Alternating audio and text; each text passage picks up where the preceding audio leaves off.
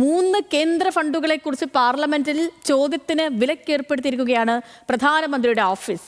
PM cares fund, PM ദേശീയ ദുരിതാശ്വാസ fund, മൂന്നാമത്തേത് ദേശീയ പ്രതിരോധ ഫണ്ട്. ഇവയുമായൊക്കെ ബന്ധപ്പെട്ടുള്ള ചോദ്യങ്ങൾ ലോക്സഭയിൽ അനുവദിക്കേണ്ടതില്ലെന്നാണ് ലോക്സഭാ സെക്രട്ടേറിയറ്റിന്റെ നിർദ്ദേശം. വിഷയം പാർലമെന്റിൽ ശക്തമായി ഉന്നയിക്കാനാണ് പ്രതിപക്ഷത്തിന്റെ നീക്കം. ശരത് ലാൽ വിവരങ്ങളുമായി ഡൽഹിയിൽ നിന്നും ചേരുന്നുണ്ട്. Sarath, good morning.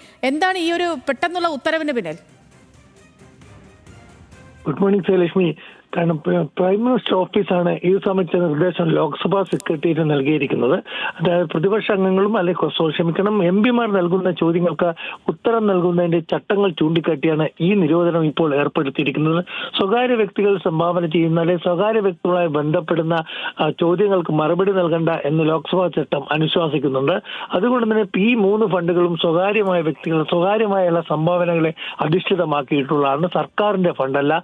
അതുകൊണ്ട് തന്നെ ഇത് ചൂണ്ടിക്കാണിച്ചുകൊണ്ടാണ് ഈ ഫണ്ടുകൾ സംബന്ധിച്ച വിശദവിവരങ്ങൾ MP-മാർ ചോദിച്ചാൽ നൽകേണ്ടതില്ല എന്ന പ്രധാനമന്ത്രിയുടെ ഓഫീസ് രേഖാപരമായി ലോക്സഭാ സെക്രട്ടേറിയറ്റ് നിർദ്ദേശം നൽകിയത്. ഇത് കാരണം പ്രധാനമന്ത്രിയുടെ ഏതൊക്കെ സംസ്ഥാനങ്ങളിലാണ് പ്രധാനമന്ത്രിയുടെ റിലീഫ് ഫണ്ടുകൾ ചെലവഴിക്കപ്പെടുന്നത്, എത്ര പിരിച്ചു തുടങ്ങിയ ചോദ്യങ്ങൾ ഒഴിവാക്കുക എന്നതാണ് ഇതിന്റെ ലക്ഷ്യം. ഏതായാലും ഇത് പ്രതിപക്ഷം ഒരു വലിയൊരു പ്രശ്നമായി തന്നെ ഉന്നയിച്ചിട്ടുണ്ട്. സഭ നടത്താനും സഭയിൽ പ്രസ്താവന നടത്താനും പ്രധാനമന്ത്രി അനുവദിക്കുന്നില്ല.